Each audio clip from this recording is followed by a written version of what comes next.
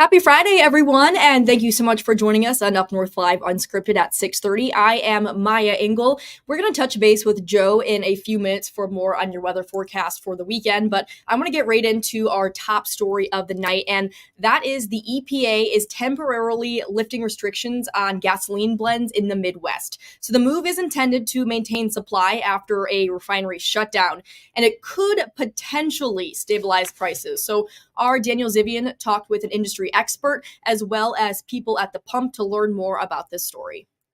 Michigan has two different blends of gasoline that are required during the summer. The Metro Detroit area has a cleaner version blend than the rest of the state. The EPA sets those differences to mitigate pollution in the summer months. But the ExxonMobil refinery near Chicago has been out of service since July, leading regional governors to request a waiver on the strict chemical blends. When a refinery goes down, it may impact the type of gasoline produced. And it's very important that when issues like this that are pretty severe happen, that authorities step in and try to make it more simple to get gasoline to the marketplace. And that's exactly what this waiver does. Patrick DeHaan works for GasBuddy, a Dallas company that crowdsources price data. The website's chart currently shows Michigan gas sitting 20 cents above the national average. But customers I spoke with didn't see it as anything new, just a continuing trend of high prices. Gas prices are definitely going up. It used to be like $40 to fill my car with gas. Now it's usually about $60, $70. With my diesel truck and my fifth wheel, I would haul it to and from, so I would have my stuff, but it was usually about $1,000 to $1,200 to get it from Florida up to here, but now it was like $2,000, and I'm like, now that gas stations can get whatever's available, DeHaan says it could mean better prices, though the chart shows we've been above the national average since before the shutdown. As for the waiver, DeHaan says he doesn't expect it to be extended past August 20th. ExxonMobil had indicated now that they plan on reheating their refinery. Think of it as a big oven. It's not just going to take a half hour to preheat this oven. The ExxonMobil refinery may take several days of preheating before they can start breaking oil down into things like gasoline, diesel, and jet fuel. So that's a process that could take a week or two, but most of these refinery issues are now kind of in the process of being resolved. Daniel Zivian, UpNorthLive News. And I'm going to pull up our question of the day today, which is related to the story. Who do you blame most for high gas prices? As of right now, 21% of voters say oil companies, 55% say U.S. policies, 3% say foreign governments, 1% local gas stations, and 20% all of the above. So you can scan the QR code on your screen right now if you haven't voted yet and let us know what you think about this topic. But I'm going to bring in our reporter, Daniel Zivian, for more on this story. Danny, thanks so much for joining us. It's a very interesting story, but it's also a little complex. I do feel like there are some things that we might want to dive a little deeper into. Absolutely. There's some stuff that I'm still trying to understand about it. It's my first time really diving into gas prices as a reporter. It's a very common subject, and when you're first time doing it, it's pretty dense, a lot of it. There is a lot to it. So let's kind of go back to where all of this started. So what led to the ExxonMobil refinery in Chicago shutting down a couple months ago? As I understand it, and as the GasBuddy analyst told me, it essentially, there was a lot of storms back in July, and I understand a close call with a tornado specifically is what led to the ExxonMobil plant in Joliet, and that's about 35 miles south of Chicago, going into essentially emergency operations, but essentially shutting down. And this was a difficult thing. Well, that's what led to the plant shutting down. As to what led to this waiver being requested, this was a very big refinery. They produced a lot of stuff here, and it all ties in with these regulations that the EPA has, and it's all to do with air quality. The EPA wants to make sure that the air isn't polluted as much, that the air quality is sound, and one way they mitigate pollution without, stopping people from driving completely is that depending on the area of the country, the types of gas, they call it the blend, the chemical blend. The chemical blends are different. And so what Mr. DeHaan told me was Detroit has a cleaner blend in the region, and Chicago has an even cleaner blend than that. And it's all based on the number of vehicles, just the population density, things like that. that would, increase emissions, make there be more pollution. Mm-hmm. But yeah, that's so that's the sort of situation with the refinery shut down. Those chemical blends, there's going to be less of them produced. These are advanced compounds. These are, there's different formulas. There's less stuff available. This major ExxonMobil refinery shutting down was basically a threat of, you think gas prices are already bad enough. What if there's just even less supply, especially given the strict regulations that the EPA sets on areas? So Governor Whitmer, along with the governors of Illinois, Indiana, and Wisconsin, wrote a letter to the EPA saying, hey, for this 20-day period in August, when I think the reasoning for that is specifically because it's like a peak price time or something like that, or perhaps a peak time that air could be polluted. Of course, it's quite dry outside, a bit of a dry heat right now. They requested that, EPA for this 20-day period lift those restrictions and just allow gas stations to put any type of chemical blend into cars. There's no high quality or low quality issue. It's not really a matter of gas quality. It's just a matter, it has less to do with the car and more to do with the air. And so that's what this waiver says. So if gas stations in northern Michigan are getting their gas from a different refinery, a different area, like you said, it's not going to impact people's cars. Like it's still going to be the same sort of gasoline going into cars, but it could potentially be less clean and worse for the environment. Technically speaking, yes. But it is important to keep in mind that it might be a bit of a wash for northern Michigan. As I said, Detroit has cleaner and gas and stricter regulations. Mm-hmm. And that means northern Michigan's regulations are not as strict. There are less cars driving around here. There are less things emitting pollution into the air on that level. So it might be more of a wash up here in northern Michigan on that front. But yeah, in Detroit, it does get a little bit more interesting now that instead of like holding out for whatever's left of that special supply of advanced mixed gas, now they'll just get what everyone else is getting in the Midwest, and we will see what happens. And of course, this all started because the refinery shut down. So then initially gas prices in Michigan and across the Midwest did spike a little bit. Like you mentioned in your story, they were significantly higher than the national average. But now that these restrictions have been lifted and gas stations can get gas from other places, is it expected to lower the cost of gas? That is what Mr. Dahan told me, although, of course, he could not come up with a particular figure that it would go down by. And neither has anyone else in a lot of the articles that I've seen.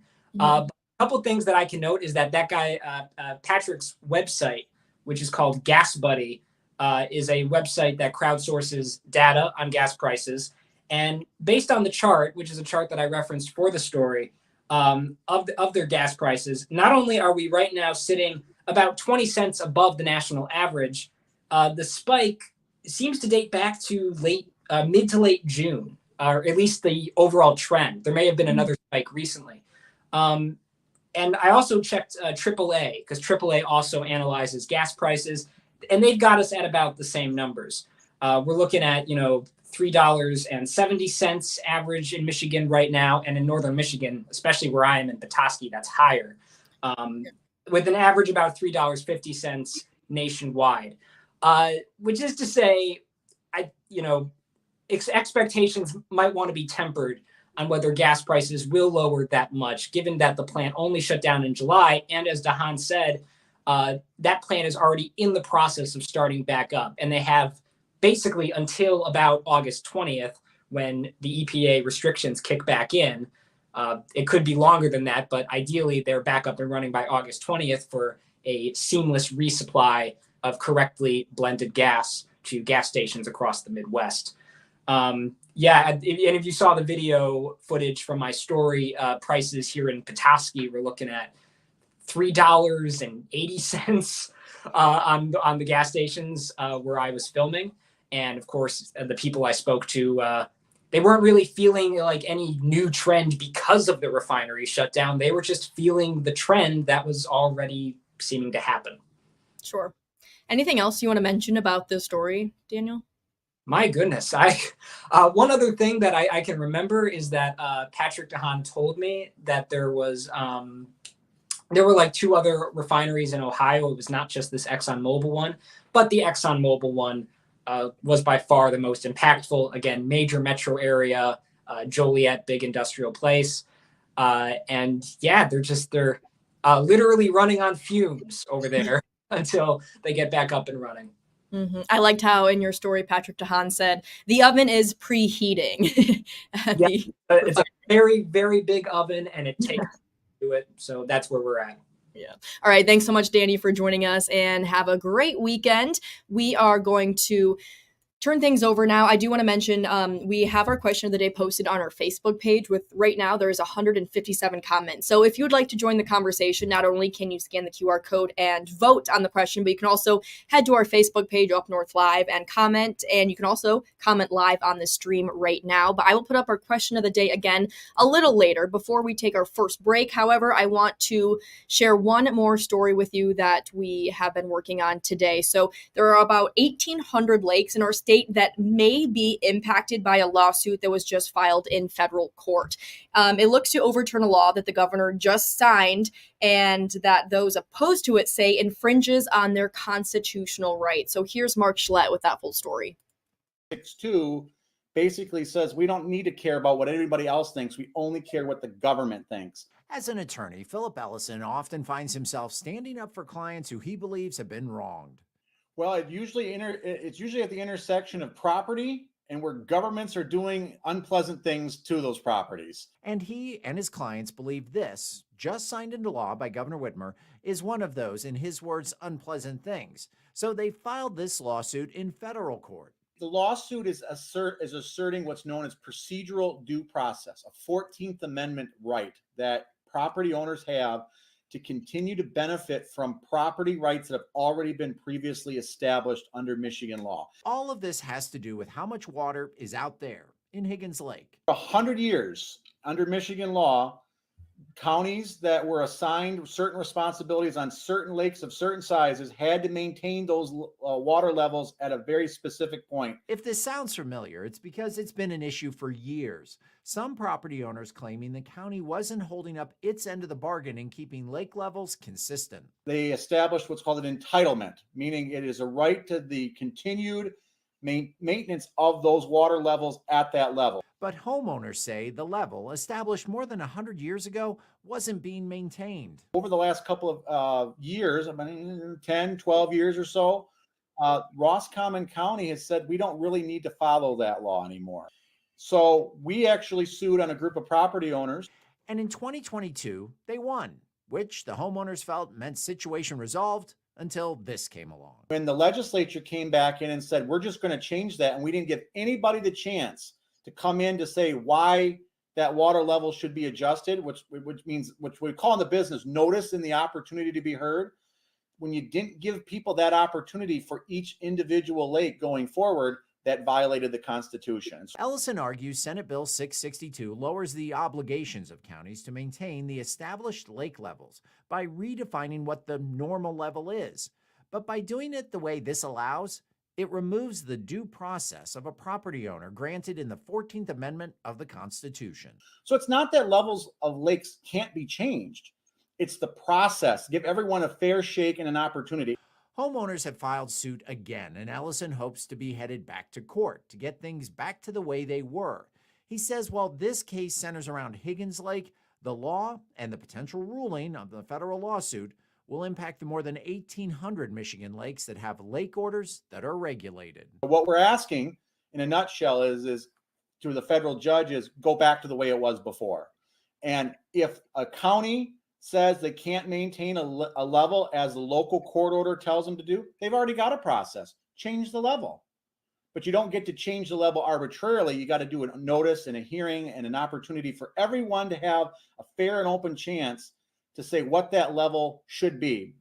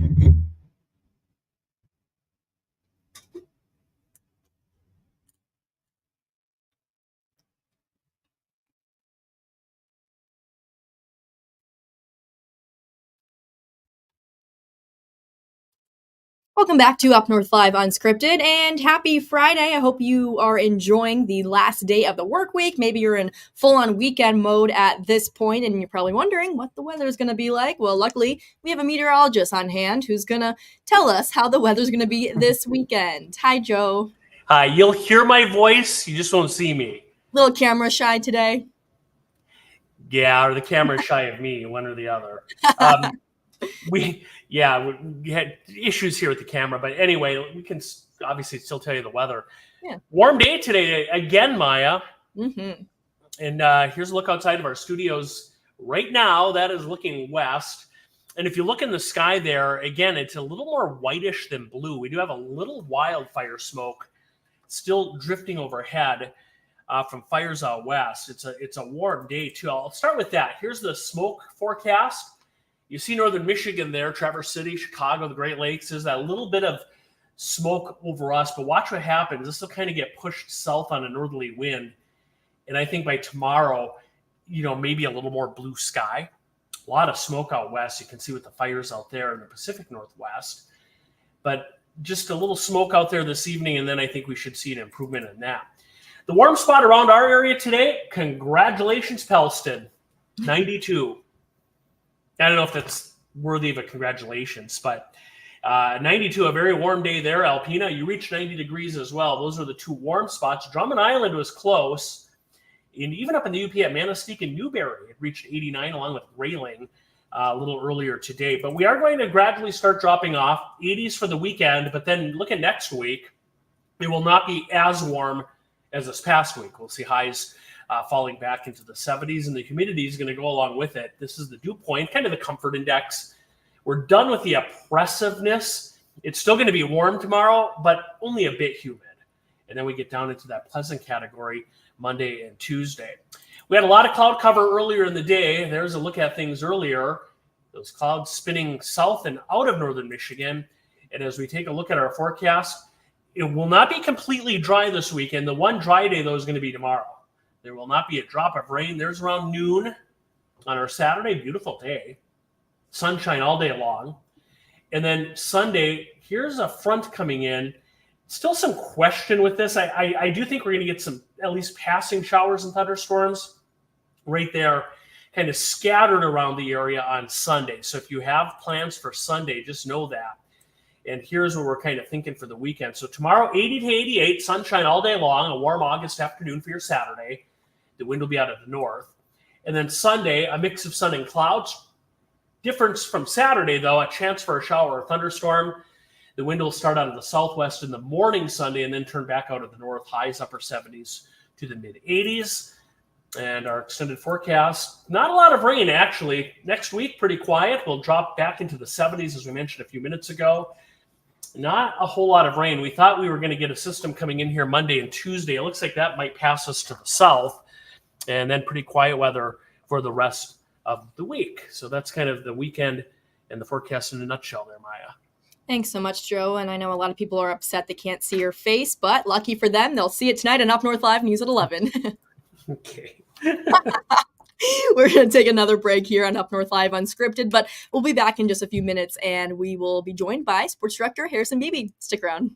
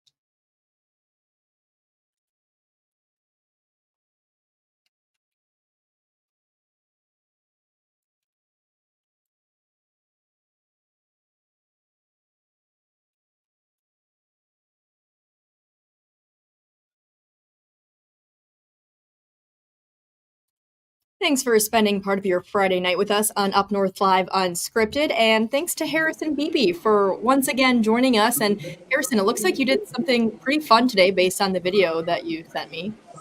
Yeah, it was pretty cool, Maya. I went out on Long Lake in Grand Traverse County, and we caught up with John Ackerman. He's a professional wake surfer, and he does stuff like that. Yeah, pretty insane what this guy does on a wakeboard right there, right alongside a speedboat out in the lake. And yeah, he's been doing this his whole life. Obviously, he does it professionally now. He does different tours through his branding company, and they allow him the opportunity to go visit. And they do these kind of, there were a lot of people on the boat that I was shooting on. They kind of like lessons or, you know, tutorials in a sense. I mean, not everybody obviously can be as good as him, but maybe one day. But there were a couple younger wakeboarders out there trying the tricks. I mean, yeah, the video says it all. This guy's in a class of his own. He's a world champion wake surfer. Now, wake surfing isn't in the Olympics yet. Although I talked to them today, I'm like, I'm pretty sure if we share this story enough, we could get in there. And I had to show him wiping out because even the pros make mistakes too. But yeah, this guy's pretty incredible.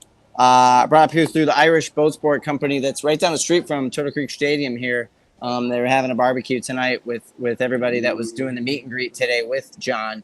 And yeah, so cool story to catch up on a Friday.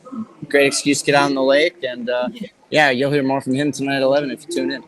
So something I noticed in your video that I want to ask you about. So this board has some sort of like, I don't know what the word is, but it's different from that. Yeah, they have different, there's different types of wakeboards. Skim boards. So that one doesn't have any fin on it. Yeah. It's just kind of the flat on the end, and the other one has a fin with another surface below it to kind of allow the balancing a little better, I believe. But you know what, unfortunately, I'm no expert in the wake surfing arts. So I'll leave that to the pros as well. But that's kind of the fun part of my job is you get to jump on a boat and do stuff like this on a random day when normally you're covering a baseball game. Right. And you know what? To learn more, maybe we should both take a lesson from him. Yeah, literally on the water. Yeah, literally. All right. Thanks so much, Harrison. We'll see you tonight at 11. And we will see you folks again in a few minutes right after this quick break.